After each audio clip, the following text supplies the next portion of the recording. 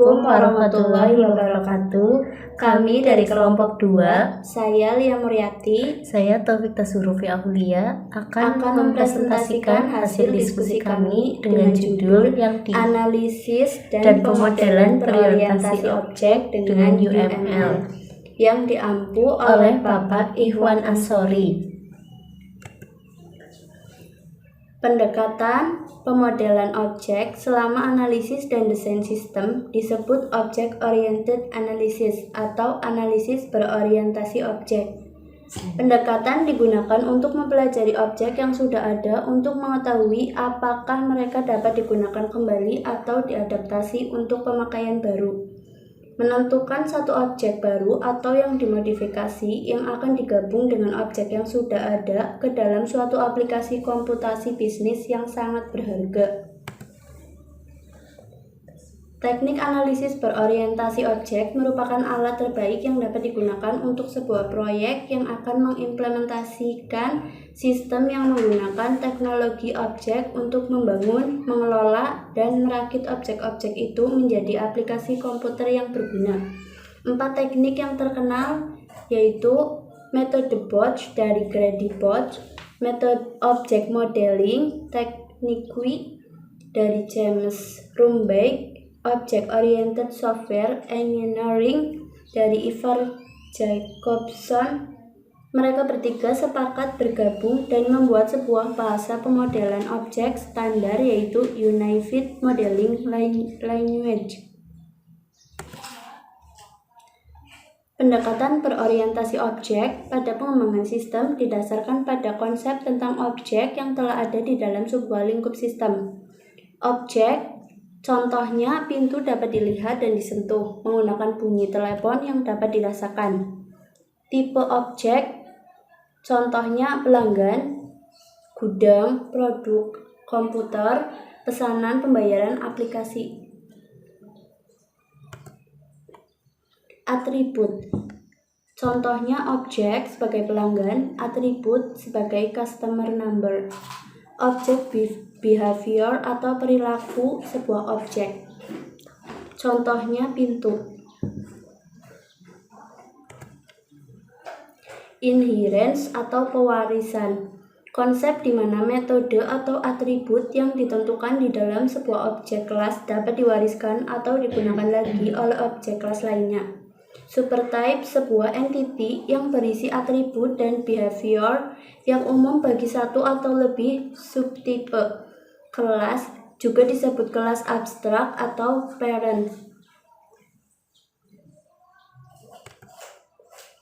Generalization atau specialization, sebuah teknik di mana atribut dan behavior yang umum pada beberapa tipe kelas objek dikelompokkan atau diabstraksi ke dalam kelasnya sendiri.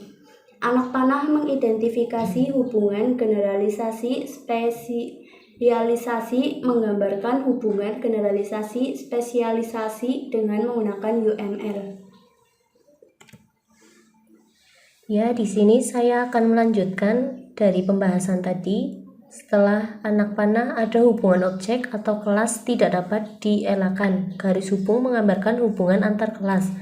Multiplicity, jumlah kejadian minimum dan maksimum dari satu objek atau kelas untuk kejadian tunggal dari objek atau kelas terkait.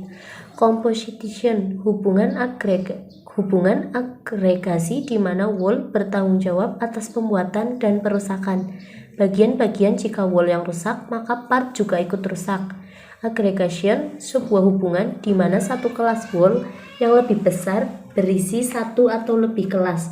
Part yang lebih kecil atau kelas part yang lebih kecil adalah bagian dari kelas whole yang lebih besar. Selanjutnya, pesan dan mengirim pesan adalah objek atau kelas berinteraksi atau berkomunikasi satu dengan lainnya melewatkan pesan atau message. Polymorphism, konsep bahwa objek yang berbeda dapat merespon pesan yang sama dalam cara yang berbeda. Contoh dalam polymorphism yaitu pintu dan jendela. Keduanya dapat membuka dan menutup, tetapi kegiatannya bisa berbeda. Diagram kegiatan, sebuah diagram yang dapat digunakan untuk menggambarkan secara grafis aliran proses bisnis. Diagram kegiatan digunakan untuk memahami secara lebih baik logika use case dalam konteks aliran langkah-langkah dan sekuensinya.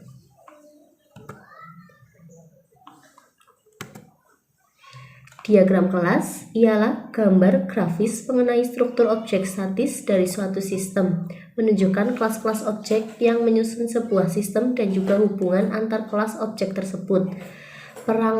Perancangan berorientasi objek, pendekatan dengan menggunakan teknik berorientasi objek untuk mendesain sebuah sistem disebut dengan desain berorientasi objek. 3 tipe objek meliputi objek antarmuka, entity, dan kontrol. Tipe objek antarmuka dan kontrol adalah objek yang merupakan hasil dari implementasi keputusan yang dibuat selama desain sistem. Perancangan objek entity diidentifikasi selama analisis proses sistem dan biasanya dihubungkan dengan item di dalam kehidupan nyata dan memuat informasi yang disebut atribut yang menggambarkan contoh-contoh yang berbeda dari sebuah entity. Objek antarmuka adalah objek yang mewakili sebuah alat yang akan dipakai oleh pengguna untuk berantarmuka dengan sistem. Objek kontrol dianggap sebagai polisi lalu lintas yang berisi logika, aplikasi, atau aturan bisnis dari sebuah peristiwa. Perancangan hubungan atau yang disebut dependency navigability ialah ketergantungan digunakan untuk memodelkan asosiasi antara dua buah kelas dalam dua buah contoh instance untuk menunjukkan bahwa ketika terjadi perubahan pada sebuah kelas, perubahan tersebut dapat berpengaruh pada kelas lain. Hubungan dependensi digambarkan dengan sebuah anak panah dengan garis putus-putus. Navigability, objek dari sebuah tipe dapat menavigasi ke objek tipe lainnya. Navigability diilustrasikan dengan anak panah yang hanya menunjuk ke arah pesan tersebut dikirim. Dan yang disebut visibility adalah level akses yang dimiliki oleh sebuah objek eksternal pada sebuah atribut atau metode. UML mempunyai 3 buah level visibility, yaitu yang pertama public dengan simbol plus, yang kedua protected dengan simbol pagar, yang ketiga private dengan simbol strip. Jadi, maksud tanggung jawab objek adalah kewajiban bahwa sebuah objek harus memberikan layanan ketika diminta dan bekerja sama dengan objek lain untuk memenuhi kebutuhan tersebut jika diminta. Dan yang dimaksud metode juga adalah logika perangkat lunak yang dieksekusi sebagai respon terhadap sebuah pesan. Sekian dari kami. Wassalamualaikum warahmatullahi wabarakatuh.